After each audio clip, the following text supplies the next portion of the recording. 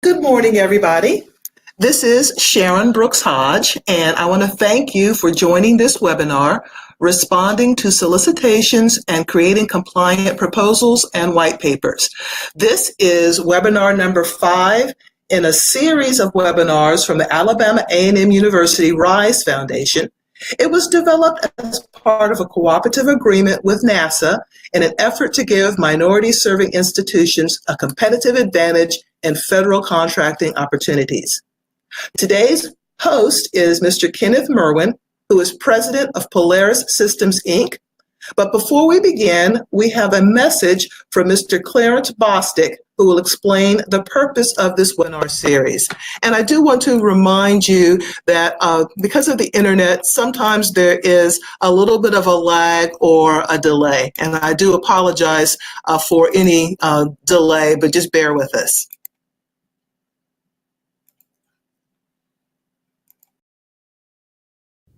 Hello, my name is Clarence Bostic.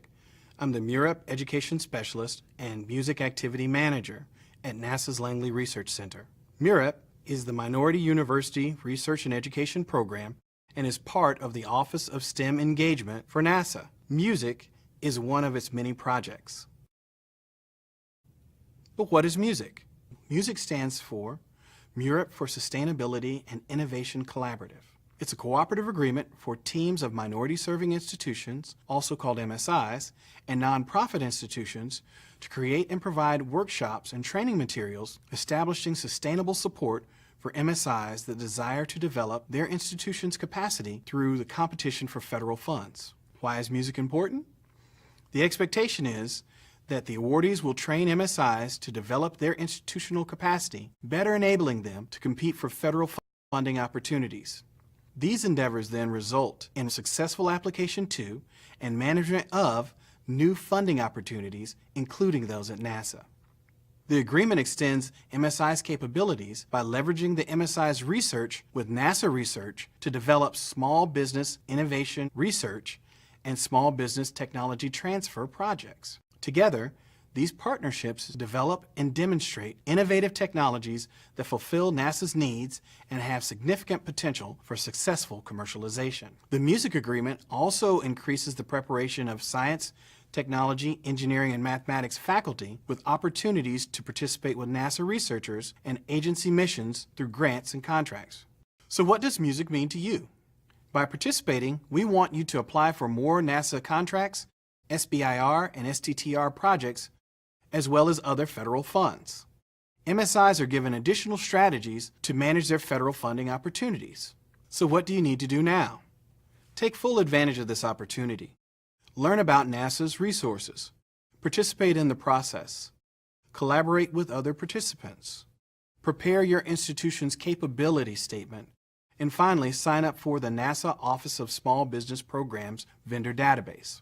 Ultimately, the goal of any proposed activity or combination of activities should enable faculty and associated staff of sponsored research programs to learn to compete for and effectively manage contracts primarily, as well as grants or other federal funding sources. Thank you.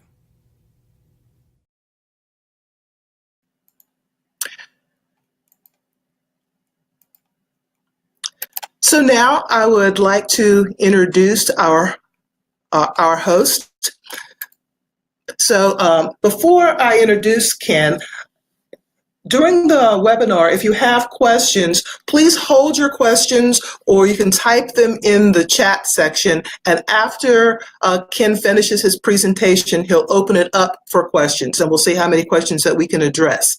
So Ken, why don't you tell us a little bit about yourself and your company, and then you can begin your presentation. Thank you, Sharon. I'm very glad to be here today and appreciate being able to talk to the audience here today. About me and my company, I started Polaris Systems 16 years ago, but I really started writing and winning proposals 20 years ago when I moved here to Huntsville, Alabama. I've also been a contracting officer with DCMA, where I served 2 short tours in Iraq, and that was a great experience. And so what I'm hoping to do today is to bring some of that experience that I've gathered over these last 20 years, and some of that perspective from both sides of the proposal fence to you today, and talking about how to best respond to solicitations and creating compliant proposals and white papers. So a little bit of background here is what we're seeing in the government RFP space is a lot of times they're doing a lot more consolidating of requirements, and what that means is there's more firms are competing for fewer and fewer opportunities. And then the impact on us is that small dollar, low margin contracts that you wouldn't think would look good to a large business or a large small business look really good now. And then when you combine that with the fact that there's nothing easy about winning a proposal, it makes it even more challenging and more important that you have a good, compelling proposal or good, compelling white paper when you submit those documents. There's an art and a science to proposal writing. The science is doing all the steps. You can go to classes and learn all the steps. There's many vendors out there that will train you on all the steps you need to do. But the real challenge is the art, executing those steps within the constraints that you have. There's never enough time, and there's never enough money in your budget, and there's always a shortage of good authors. So within those constraints, you want to what I hope to do today is show you a few of the methods that I've learned over the years to improve your chances of winning. So the first thing you need to do is, again, your bid and proposal budget is not infinite. So you have to make a good bid decision that fits your strategic plan. You want to look at how it fits, the value of the opportunity, and the risks associated with that opportunity. Sometimes you just you might win, and then you go, wow, I really can't perform this, or there's things in this contract that I just can't perform. There's too much risk and exposure for me, so sometimes you're actually better off not bidding these things. And I've seen it actually come down to the day before the proposal is submitted to make that risk decision to bid. You want to look at the scope, the contract size, and the margins to make sure that it's something you can do. It's not too big, and then you could be able to make a profit. This chart in the upper right corner here, it shows you have two types of customers. You're going to be in two types of products or services that you're selling, either existing or new products, existing or new customers. Your existing products and customers are the ones that's your bread and butter. Those are the ones you want to bid on and keep winning, because that's how you're going to stay in business. An existing product is and a new customer is a challenge, because even though your current customer knows you well, you've got to convince this new customer that you're worth taking a chance on. New products or existing customers, they trust you, but they're not sure about whether you can do this new product. And when I say product, I use services interchangeably as well. Both of those are good markets to reach out to and expand your offering. And the challenging one is a new product and a new customer. They don't know who you are. They don't know what you're selling. And you want to limit your number of bids in that quadrant.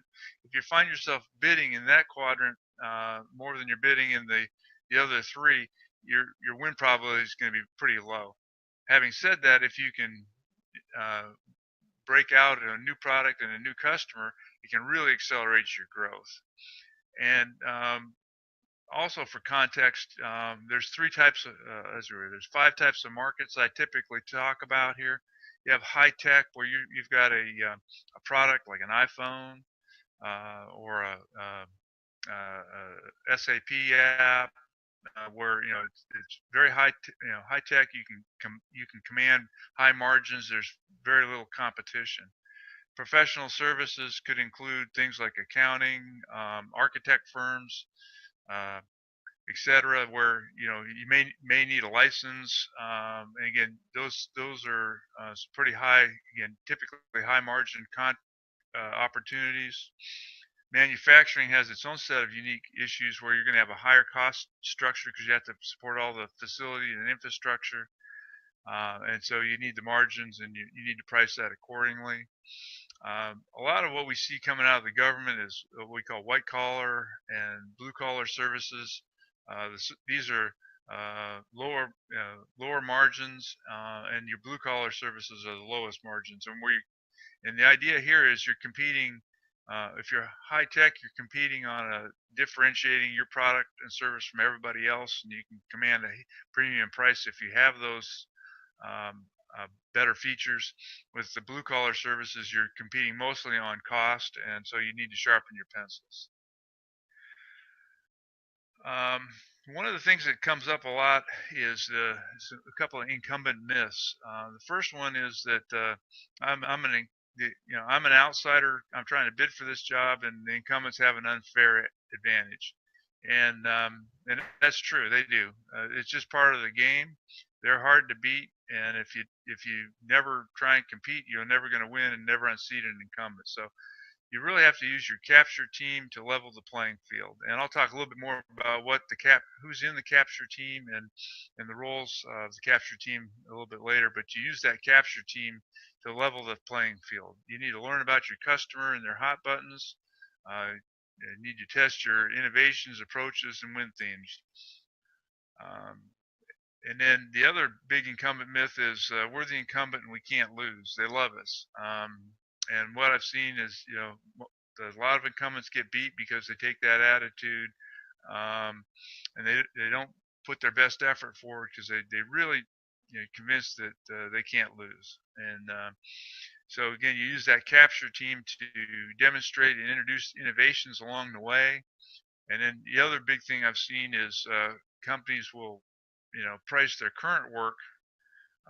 Say there's 20 people currently on the contract, they won't look close and notice that if they studied the PWS and priced it correctly, then they'd end up noticing that there's really only 18 people's worth of work on this thing, and then now they're out of the ballgame because they have priced themselves out, even though they had a great proposal.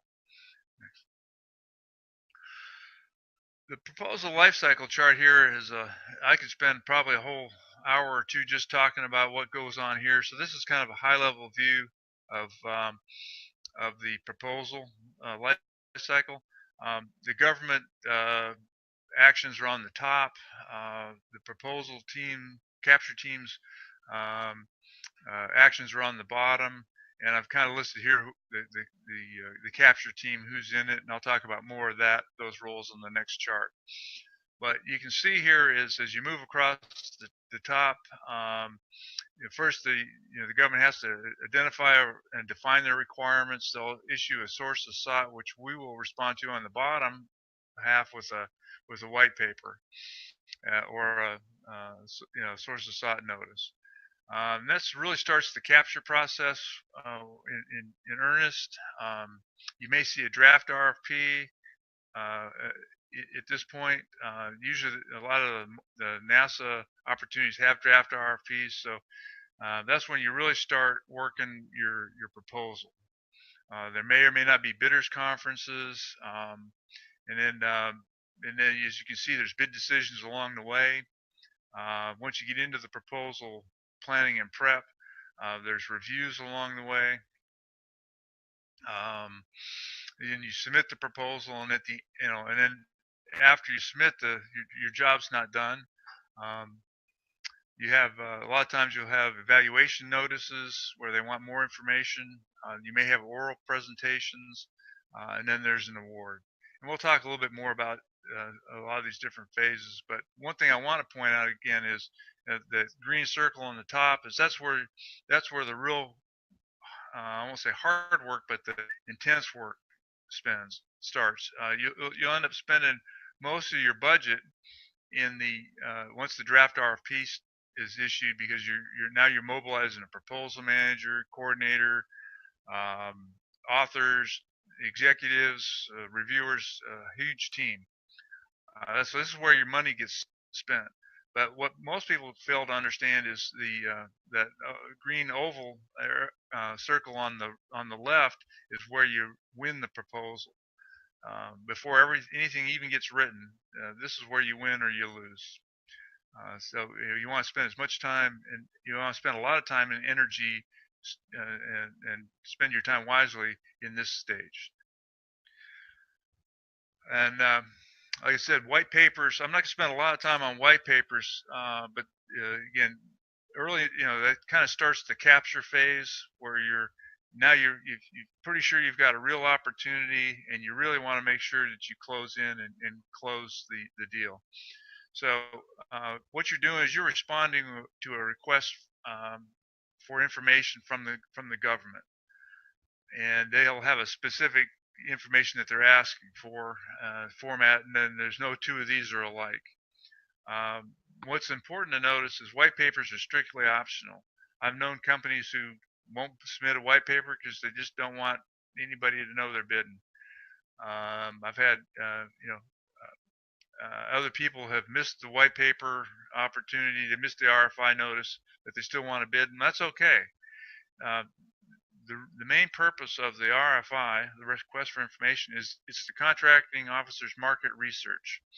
And what they're looking for is 2 or more responsible small businesses, or 8As, or women-owned small businesses, so they can set this aside, depending on how they're doing on their small business goals. So that's the main purpose of the RFI. It's for the contracting officer to determine that who's out there and who's responsible and can bid on this. And what they're doing is, typically it's looking for company capabilities. And what's important in order for the contracting officer to check that box to say there's 2 or more small businesses, is that you have to be able to present that you can do the entire requirement. If you can say, well, we're really good at doing 10% of the work here, they'll go, that's great, but we can't set it aside. So if you can't do the work, you need to be able to convey that you can do that work as part with teammates and subcontractors, and that's okay. But you just need to make sure you can, if you want to get it set aside for a small business, that's what you have to do.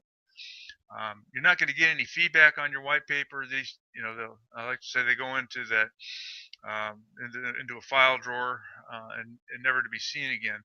But what you can do is you can use that white paper to go visit the contracting officer and visit the program personnel to see as a basis to say, hey, we just want to talk about what we submitted. Do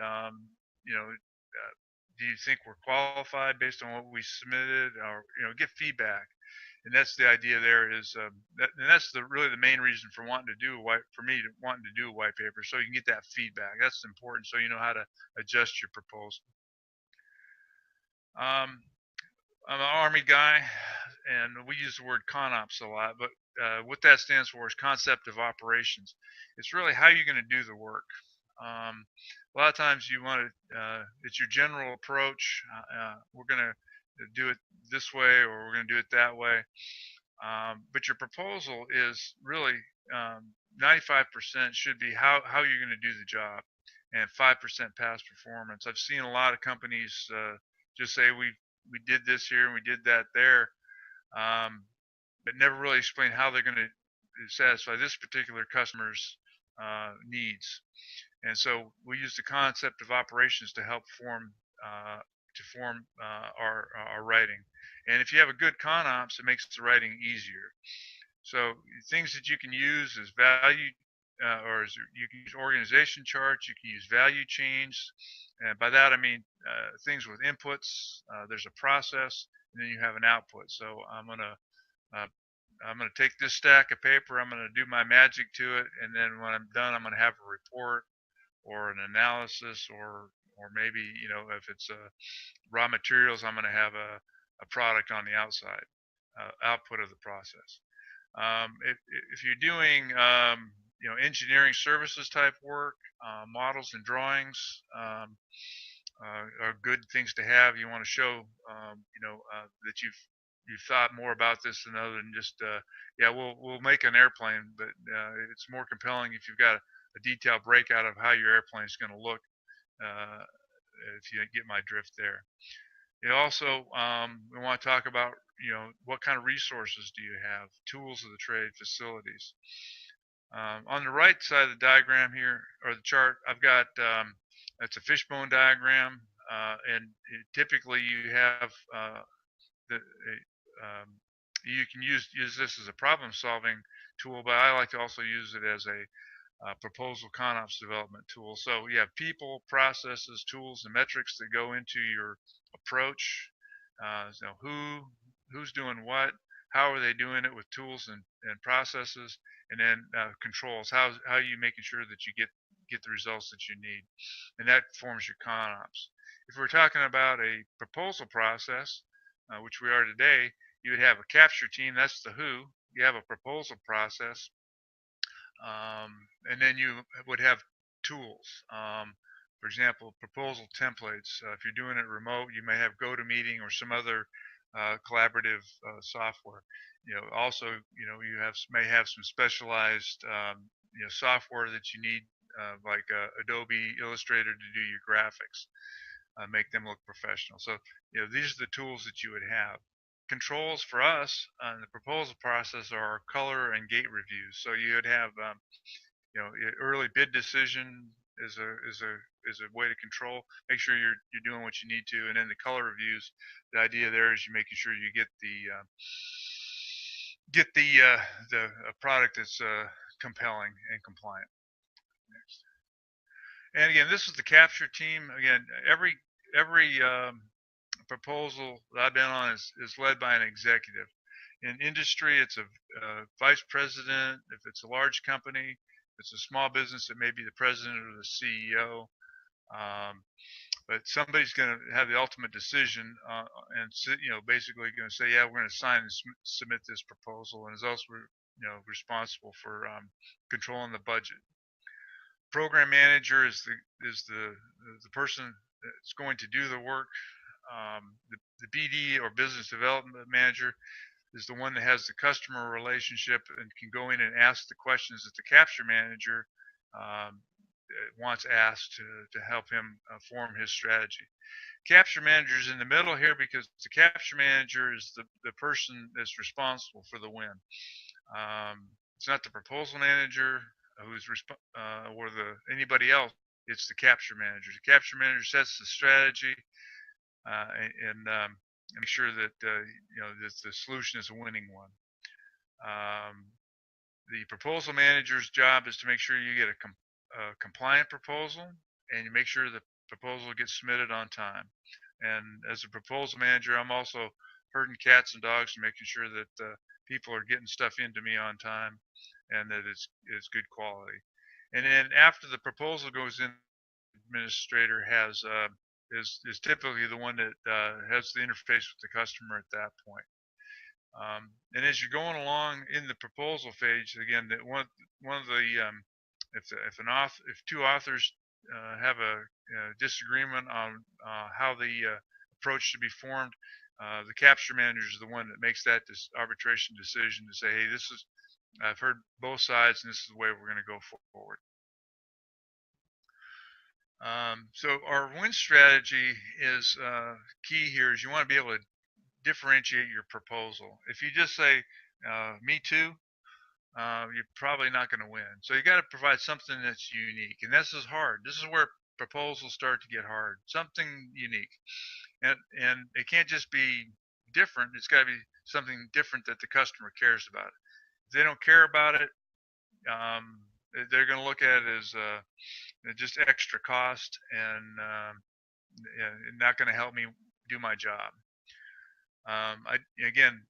Remember, a lot of your proposal is how you're going to do the job, but you also have to substantiate that proposal by saying, here's something unique. Here's the benefits for it, and then by the way, we've done it someplace else, or show where you've done it before and show the results that you've achieved. It's not enough to say we did it before. You got to show that you actually achieved some results. Just like in your resumes, when you're looking for a job, you don't just say you did something, you got some results out of it. Again, one thing is found is innovations need to be innovative. If you wait till the proposal RFP gets dropped and you can't talk to anybody, chances are your innovations are not going to be seen as innovative. They're going to be either they'll be misunderstood a lot of times because you didn't explain it right. Because sometimes it takes a personal interaction, and if the first time you're seeing it is the proposal, they just may not understand it, or worse, they may go, "Oh, we tried that before and it doesn't work." I've seen that on proposals where we didn't vet our solutions. Features and benefits. Features need to provide benefits, and they need to be tangible ones that if you adopt our approach, we'll reduce your cost by 10%. Or our program manager is the best program manager in the world, and he's been able to again he'll be able to provide keep the team on track. If you're really doing a good job in your capture, you know who your competition is, and a lot of times companies will bid without knowing who the competitors are. But you always want to know who's going to be competing against you. And then if you can, you want to ghost the competition. And by that, you don't come out and say, company XYZ is the worst company in the world, and if you hire them, you're just going to be sorry that you did. That's never a good way to bash your competition in the proposal. You want to do it a little bit more subtly. You might do it with a trade study. Again, if you know your competition is going to try an approach, like maybe they're going to cut, the way they're going to win is they're going to cut the staffing and they're going to cut the salaries. You put in, we've looked at cutting staffing and we've looked at cutting salaries like other companies, and we feel that if you do that, you're going to increase your risk and not be able to the company will not be able to perform. So that's why we've come up with a really good benefits package, and we're not going to cut the staff at all. I'm always a big fan of starting early. If you wait to the last minute, you wait till the RFP is released to say, should we bid on this? Your chances of winning are low. If the RFP's been out for a couple of weeks, chances of winning are low, or even lower. So again, you want to start early in the pursuit and capture phases, and develop and price your concept of operations. The idea there is you can use the concept of operations that you've developed to vet those with the customer, to say, hey, do you think this approach will solve your problem? And if they say no, then you go back, well, what don't you like about it? Well, we don't like this. Okay, well, good. Then you come back a month later and say, hey, we've adjusted. How does this look? So that's great. And then you're well on your way to a win. Sometimes they'll release a performance work statement or a statement of work, or maybe you even go back to an old performance work statement and statement of work from the previous RFP, and again, you'll still use that to develop your ConOps, but you can also start developing your approach.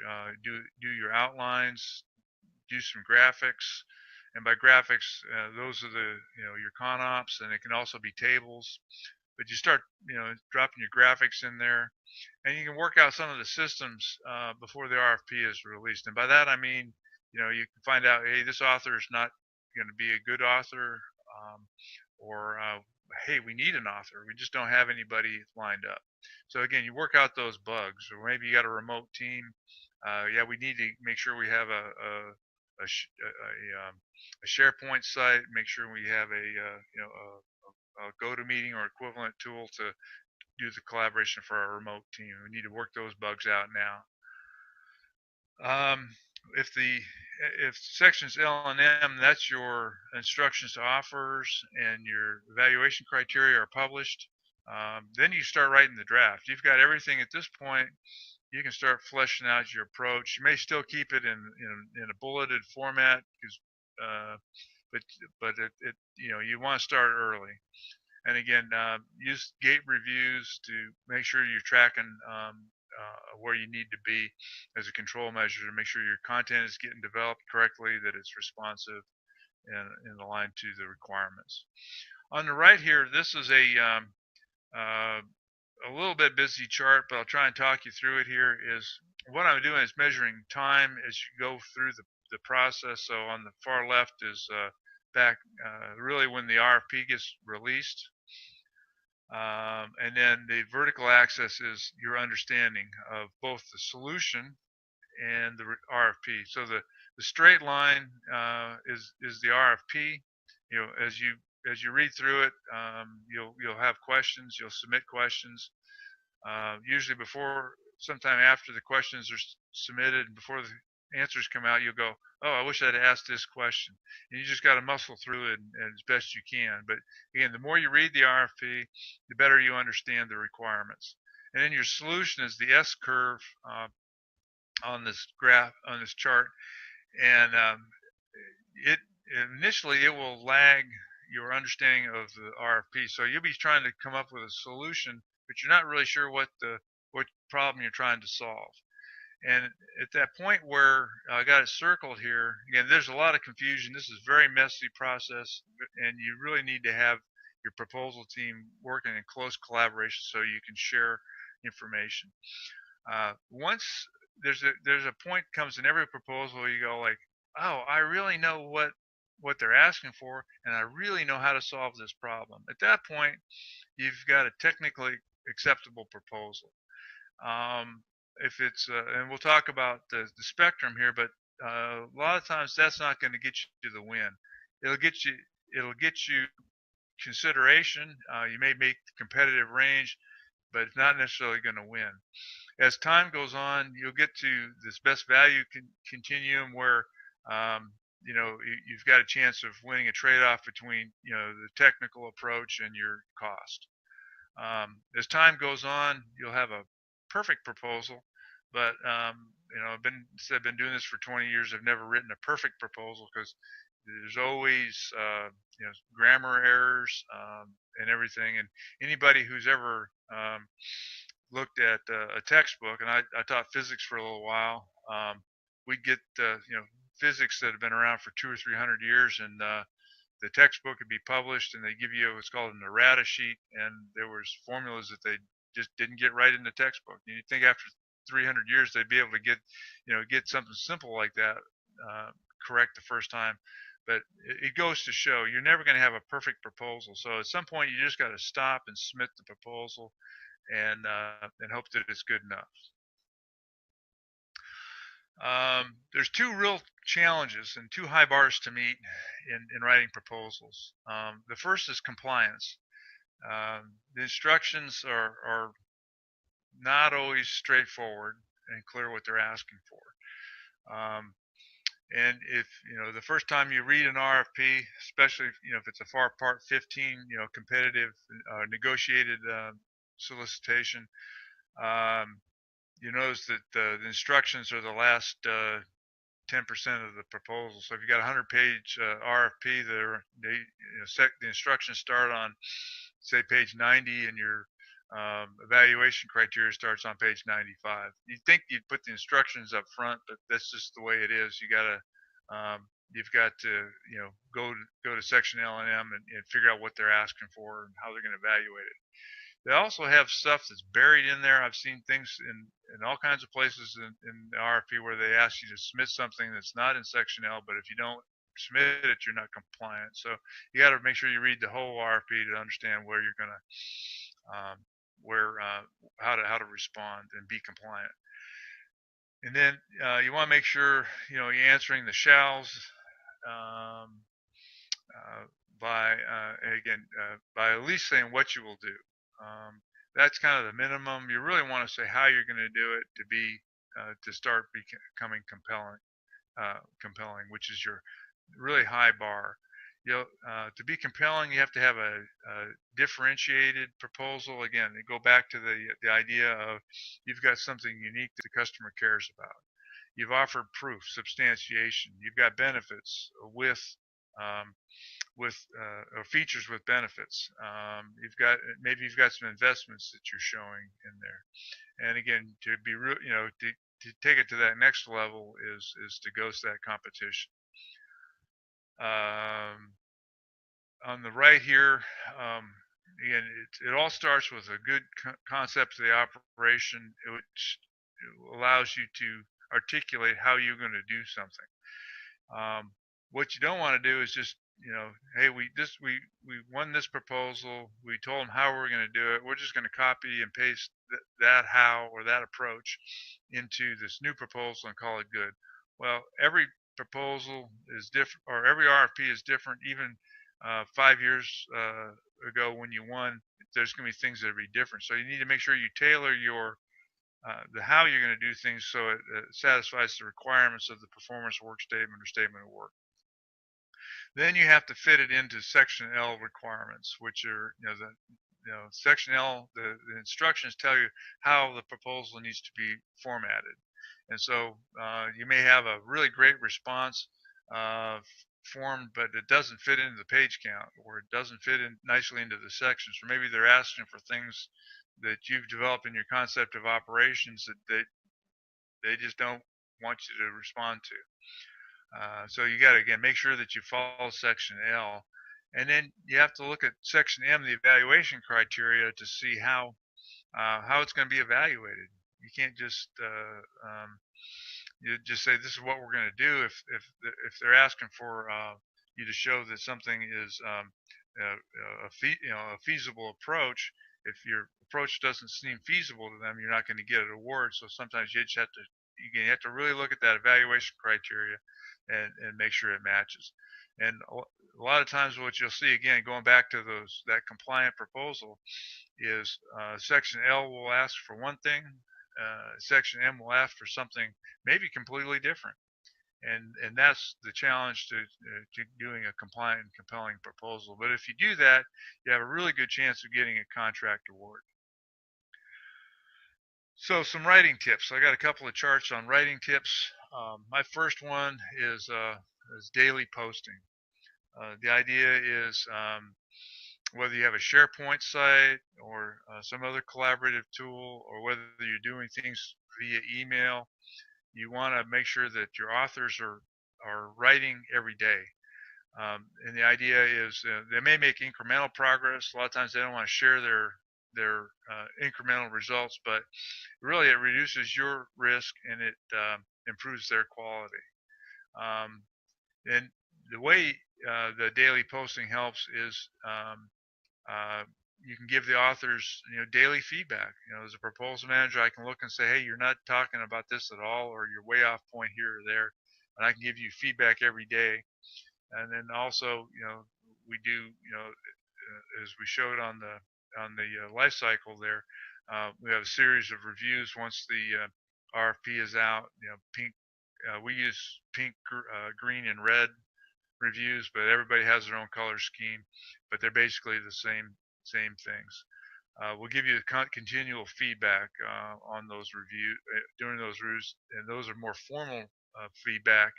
But again, you get the more feedback you can give your authors, the better off you're going to be. And I wrote this down. I forget where I saw this. The 80-80-80 rule.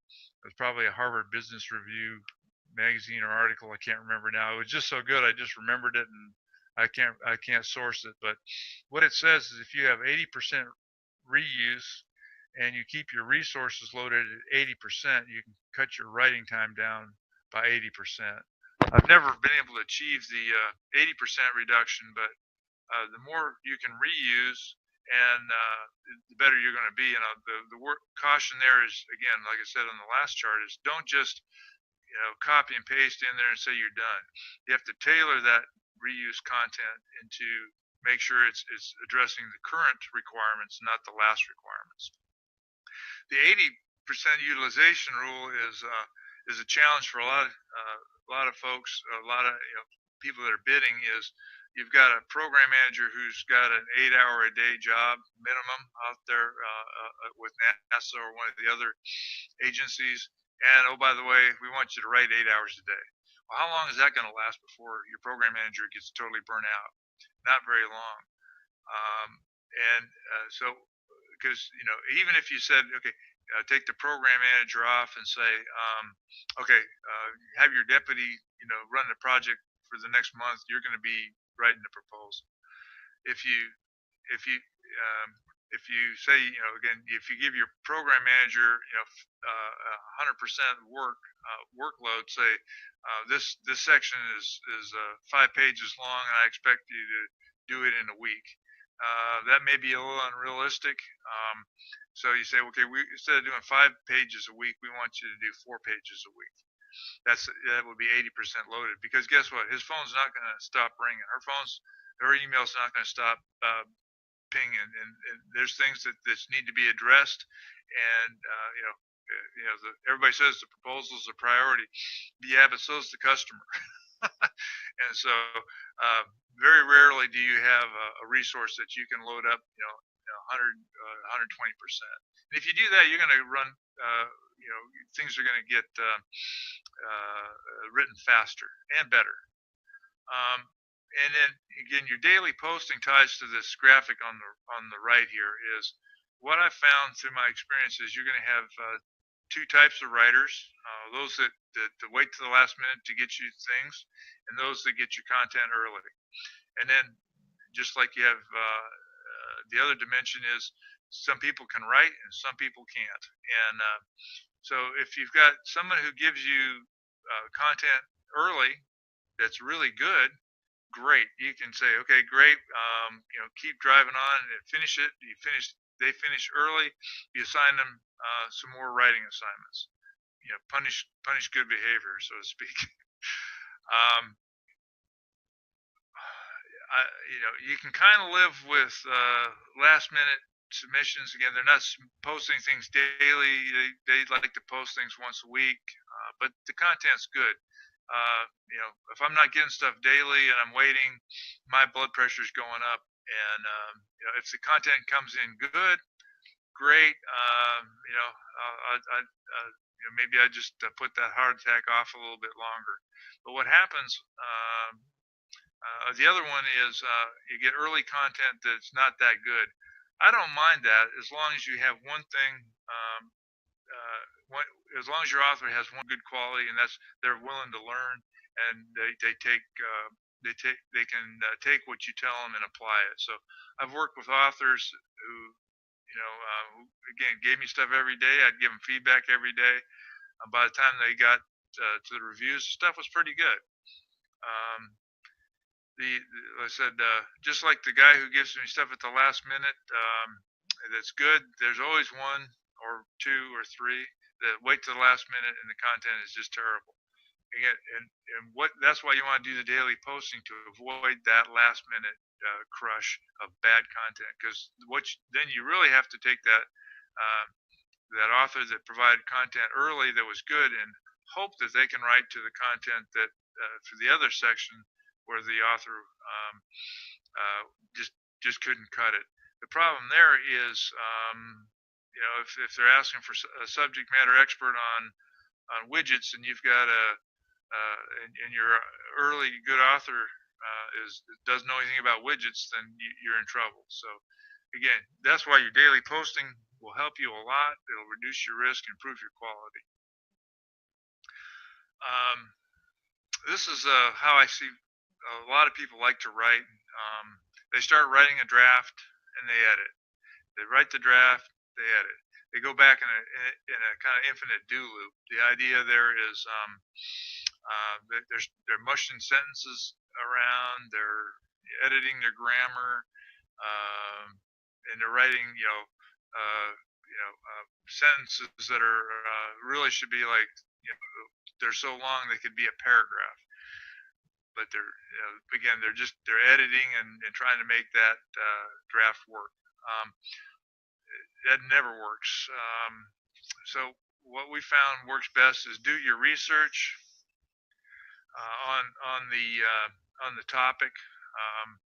Start with the RFP. If they're asking for something you're not really sure about, well, a lot of times they'll give you other source documents, or maybe you have source documents that you know of that will help you, gain the knowledge to be an expert on this subject. And even if you are a subject matter expert, it's always good to go back and look at some of those source documents and make sure you really know what it is you want to write about. You want to make sure that the theme of your proposal is, you know what that is, and the purpose of the writing. And then you outline. Again, section L, or the instructions to offer, will give you a rough outline, but maybe you need to break that down in further detail. For example, if they just say tell us about your program management organization. So you may have you're going to have say a program manager. So you talk a little bit about the program manager. That's sub outline number one. Sub outline number two might be your staff. Um, sub outline two may be your other key personnel that you have. Your leadership team that's supporting the program manager. Then you can talk about the staff, how you're going to staff this project.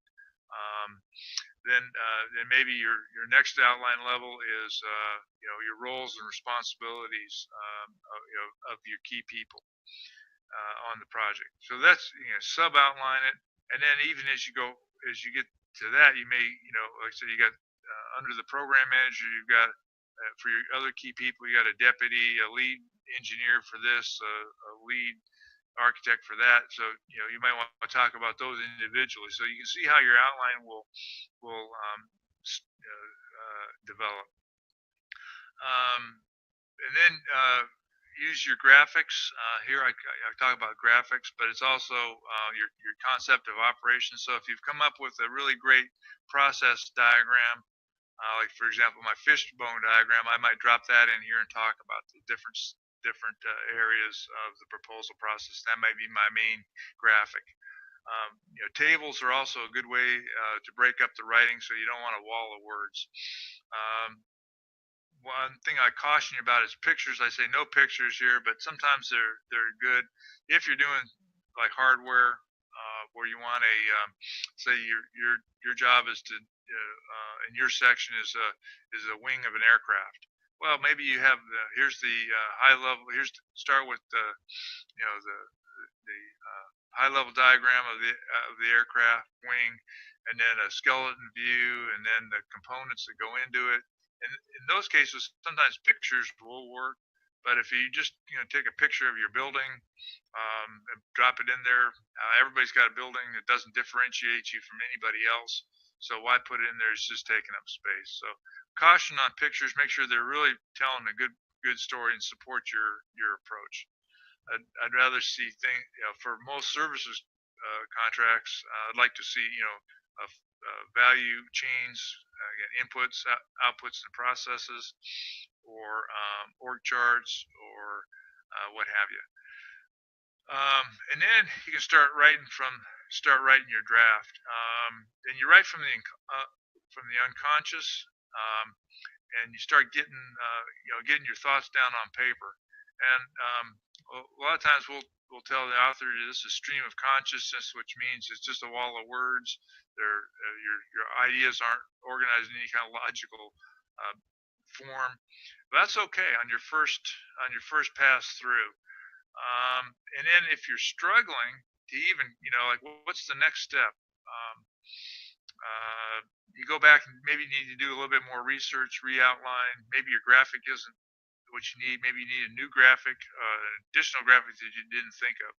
And so you cycle. That's where you do your cycling. And then once you get a good draft, then you start editing it. You edit for structure, make sure it's hanging together, make sure it's clear, make sure the content is good, make sure your style is consistent with the tone and voice of the proposal you want to present. We like to say in the proposal world, there's two pieces to the proposal. There's or to the capture. There's the price to win and everything else. So what we've talked about before is everything else, and there's things to do there, but price to win is very important. And this gets back, you need to know what your competition is bidding, because if you don't, you won't know how to price it. And then what we've seen a lot is your best value, even though they're trading off, doing some trades, a lot of times it comes down to low cost. And so you really need to sharpen your pencil. again, you need to know what your competition is doing. You need to know, do these guys, do they come in with a really high price or a really low price? If they come in with a really low price and you think they've got a good technical solution, or going to have a good technical solution, that informs, again, what you need to do to win. You need to make sure you got a good technical solution and a lower price. Some of the levers you can use is your basis of estimate. This goes, everything from personnel to materials. How many hours, what labor category do we need to use to complete this task? What kind of materials, equipment, etc., do we need to build this item? And the better and tighter you can do your basis of estimate, the better you can eliminate the excess costs. Your direct costs are in all proposals include some form or fashion of direct labor. You have materials, you have subcontracts, you have travel, and then other direct costs, which is a kind of shoehorn what doesn't fit into one of those first four categories nicely. And again, the lower you can, basically, if your if it's a largely labor-driven contract, you want to make sure your labor costs are as low as possible. If it's materials, you want to make sure you're competing these materials, and again, getting a low-cost vendor. You want to make sure your subcontractors are not pricing you out of competition. I've seen that. I saw that one time where the government came back and said you're too high on price, and so we asked everybody to go back and rebid things, and our sub came in with a higher price. Guess what? We lost that one. But it happens. At that point, we were stuck with the sub, and we couldn't fire them. Anyhow, so those are your direct costs. Your indirect rates, a lot of times those are fixed and not much you can do about them, but they include things like fringe benefits, facilities, overhead, and your general and administrative costs. These are a lot of times invisible to the customer and seen as non-value added. They don't want to pay for Class A facilities if they're living in Class B facilities. They don't want to see you, they don't want to hear about the corporate jet. They just want to hear about how you're going to solve their problems. So if you've got costs in your indirect pools that you can weed out, then that's going to make you more competitive. I will say on NASA bids, NASA is very big on fringe benefits, and this goes back to your direct costs as well. What NASA does not want to see is you cutting salaries by huge amounts, and they want to make sure you have a good fringe package. And every NASA bid I've submitted, fringe benefits is a big part of it, and they want to make sure you're taking care of your people, because they know that if you cut fringe benefits to the core, to the bone, and you cut people's salaries, even though you got an incumbent workforce, you're not going to be able to hire them. People, or if you do hire them, they're going to leave as soon as they find a job that pays better.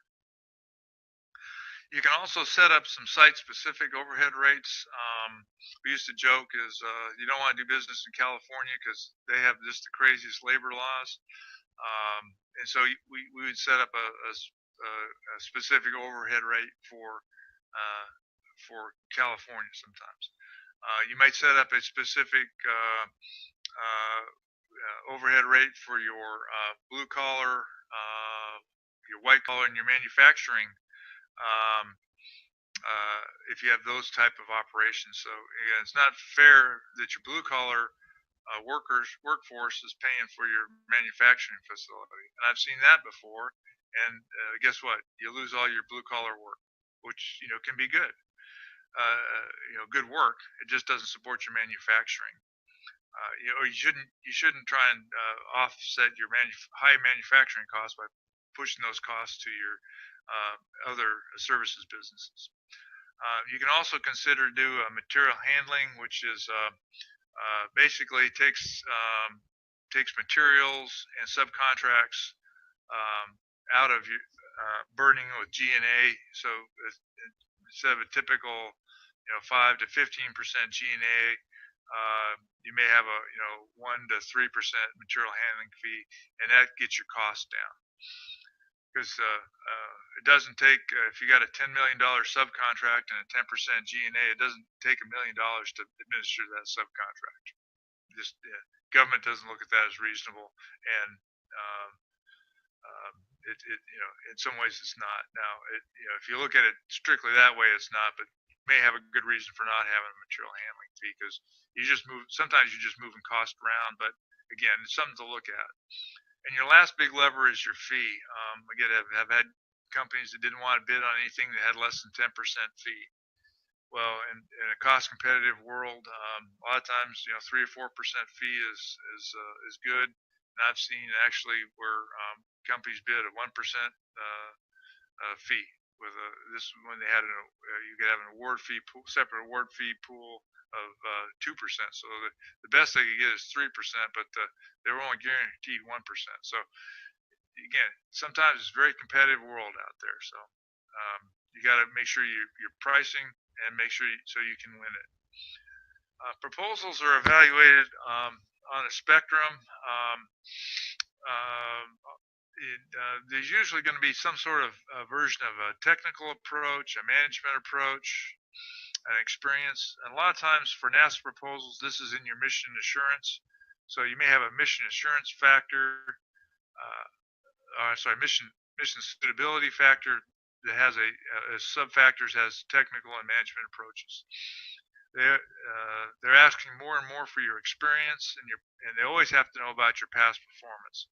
And I've had this asked to me, what's the difference between experience and past performance? And it's real simple. Is a lot of times you use the same contract, but one you're talking about what you've done, and then the past performance is evaluated on how well you've done it.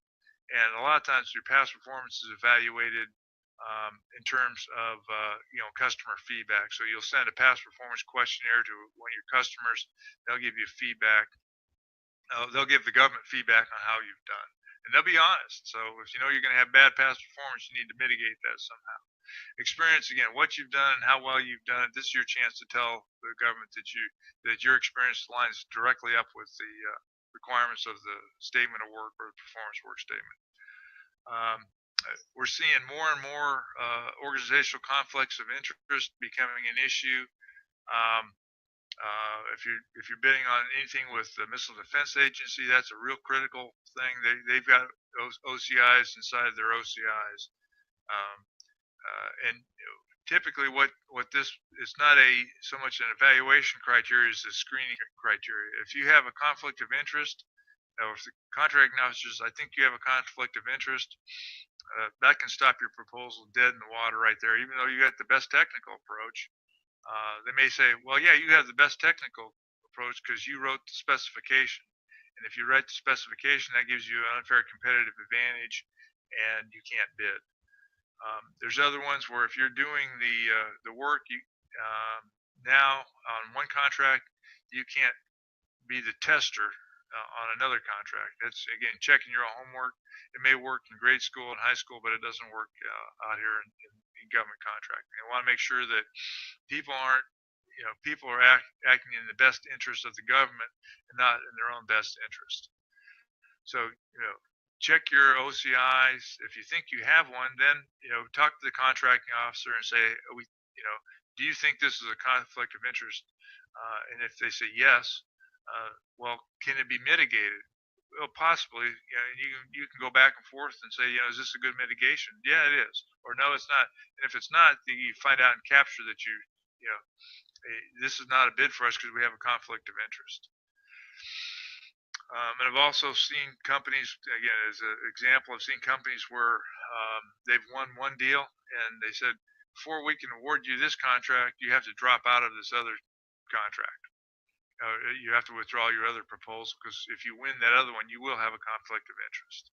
So again, you got to take this stuff serious. And then the last evaluation criteria is price. Price is always there. Again, the government what they want to do is they want to buy the right goods or services. They want to get them at the right time and place, They want to get them for a fair and reasonable price. And you get more competitive. Again, it's a competitive market. The more competitive things are, the tighter that price competition becomes. I've talked about this somewhat, and you may be familiar, but there's really a couple of different ways, two main ways the government buys things, and one that they don't use so much anymore. One is the best value trade-off with price. So all these five factors I've got here on the left that are not price, they will weigh those against the price factors. And a lot of times what they'll say is when combined, non-price factors are significantly more important than price. And then they follow it up immediately with the statement of, but as the closer the non-price factors become equivalent, the more important price becomes. Again, go back to what I said before about price to win, and best value being low price. If you're too high a price, the conundrum that every contracting officer has is you got two pretty good proposals. One has a good technical approach, but they have a high cost, and the other one is they have an okay technical approach but a low cost. Which one are you going to pick? And that's a tough choice for the contracting officer to make. And the rule is if they pick the higher price proposal, that technical approach has to be justified as why it's worth that extra price. So if you got a $10 million bid and you're $50,000 higher, you might, if your technical is much better, you got a good chance of winning. But on a $10 million bid, if you're $1 million higher than the competition, they may go, yeah, they're good, but they're just not that good, and I'm gonna give it to the low price. Low price technically acceptable. That was all the rage a few years ago. We're seeing less and less of that because what the government's found out is people were slashing salaries, benefits, and staff to get the low price, and they couldn't do the work. And the contracting officer is happy because he got the award, but the technical folks weren't because the work wasn't getting done. So we're seeing less and less of those. But again, I'll just argue that a lot of times best value is low price technically acceptable, especially if you go through a round of negotiations. We don't see sealed bids. I've never bid on one of those, but it's one of the categories, and I don't know much about it, but there's a lot I don't know. So maybe you'll see one of those one day. Okay.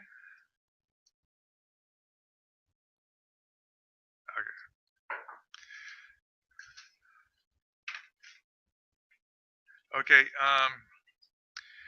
Next is okay. You've submitted your proposal on time. Your proposal manager now is going to want to take a vacation in your proposal team. Very good, but just because you've got just because you submitted it doesn't mean you're done. You can win or lose a proposal through your clarifications. And a clarification is they're not asking for a proposal revision. It's not a negotiation, but maybe the way you presented something is not clear, and they don't know how to evaluate it, so they'll ask you. And I'll submit here that you can win or lose a proposal based on how you answer. And an example that we did one time was we priced some optional services into the bid, and they came back and said, "Did you really mean to include those in there?" And the way we answered it, the way we should have answered it is like, "No, that should not be part of the evaluation at all. It's just an option." Maybe that's what we said, but the way we clarified it, they said, "Well, your total evaluated price is again, instead of 10 million, now it's 12 million." And guess what? We got thrown out because of we were too high on price. Negotiations are where the contracting officer said we have a competitive range. I've got 3 or 4 proposals that I think will likely to be awarded. I don't need to evaluate these other 10. Sorry. The contracting officer got 10 proposals. He said, I got 2 or 3 that are pretty good. I don't need to look at these other 7 or 8. I'm just going to send a competitive range notification that the companies have been eliminated.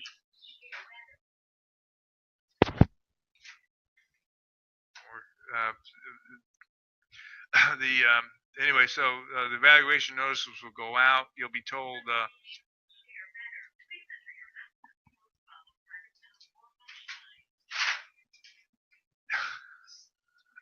Sorry, we had a phone going off. Weird noises. So anyway, the evaluation notices go out. They'll tell you exactly what you need to fix in your proposal. It may be a technical issue, or maybe price is too high. And they'll give you some specific instructions on how to complete those proposal revisions. Sometimes it's with colored pages and different colored fonts, bold and underlined, whatever, but they'll give you some specific instructions on how to fix your revision, when to get your revisions back in, and how to submit it. There's always a debrief. You can request a debrief either if you're excluded from the competitive range, or you can wait till they make the award announcement.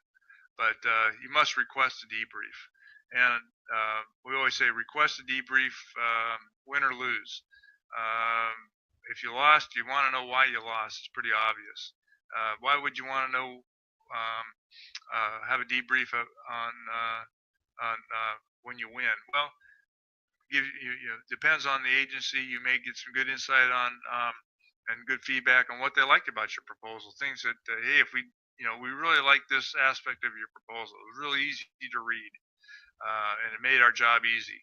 Okay, you need to make sure you do that in the next proposal you write, which gets to the lessons learned. And I always start with doing lessons learned. You want to try and do those within a few days after the proposal is submitted. The idea there is you learn things as you go along. Some best practices you want to include in your next proposal. And then also after the debrief, you revisit your lessons learned and make sure that those lessons get incorporated in as well.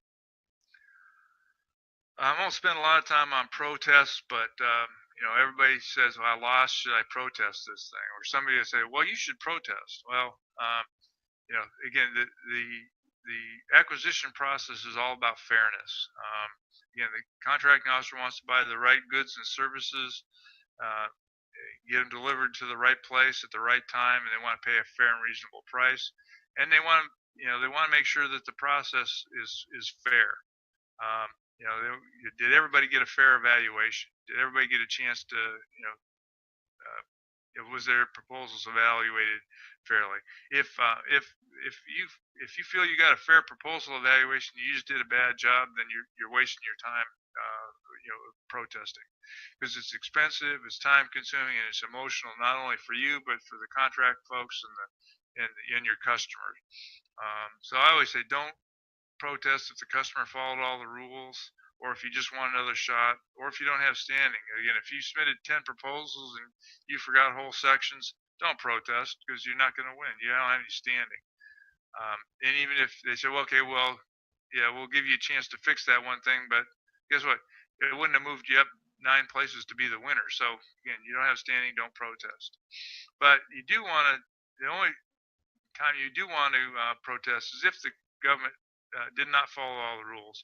And a lot of times, I won't say very often, very rarely will they not follow the rules, but a lot of times, sometimes you'll see with like a low price technically acceptable bid is, yeah, this proposal was so much better technically that even though it was a little bit more expensive, we wanted to make the award to this company. Well, you should have said that and made it the best value and not a low price technically acceptable, because as the low price technically acceptable bidder, if I'd have known you would have wanted best value, I would have put more into it. So if they follow the rules, don't protest. But again, if you're a sore loser and just want to make a name for yourself, then that'd be my guess.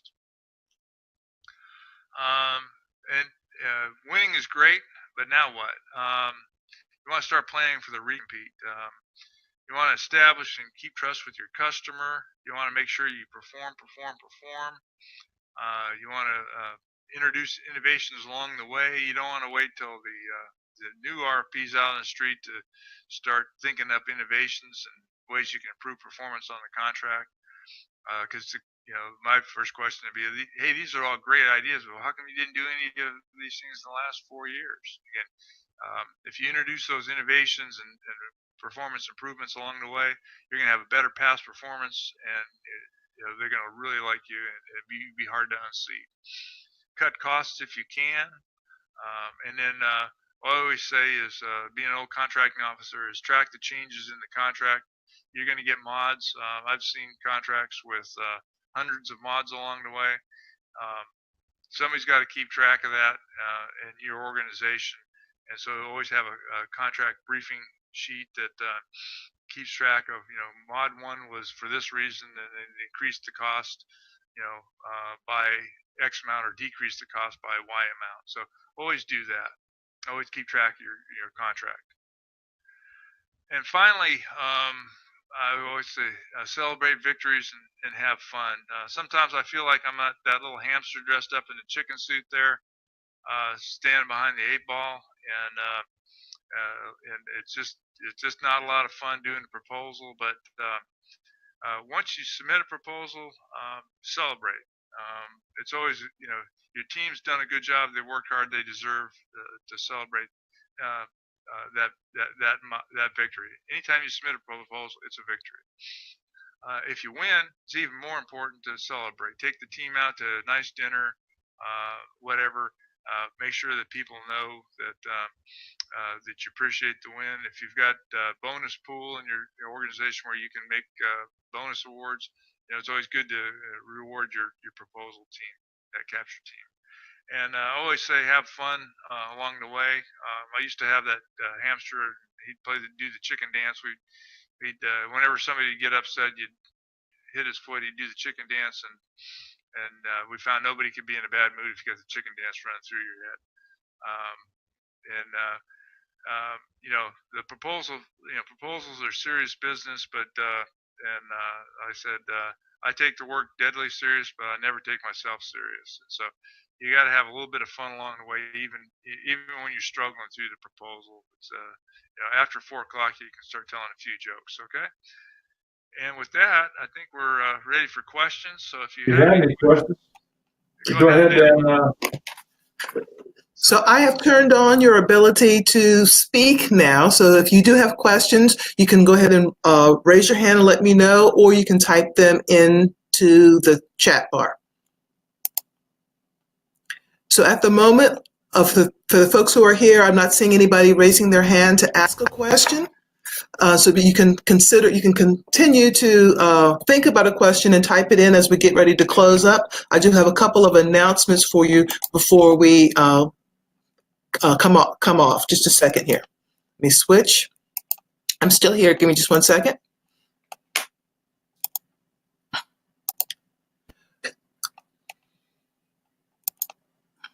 So I've got a couple of resources for you to supplement the information that was provided in the webinar. We have some recommended reading. It is our Doing Business with the Government workbook. And it gives you some references and resources to help you develop a plan of action, and it may help clarify some of the topics that were discussed today.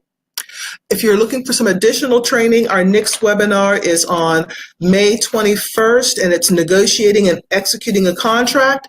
In June, we will have a workshop, teaming opportunities through SBIR and STTR opportunities, and that's going to be at Alabama A&M University. And again, if you have any questions that you think of after we are finished, you can email me. Here's my email address, and I will be in touch with Ken. And Ken, we want to thank you very, very much. And for everybody, thank you for participating. And we hope that this information was valuable to you. And we will close. Thank you.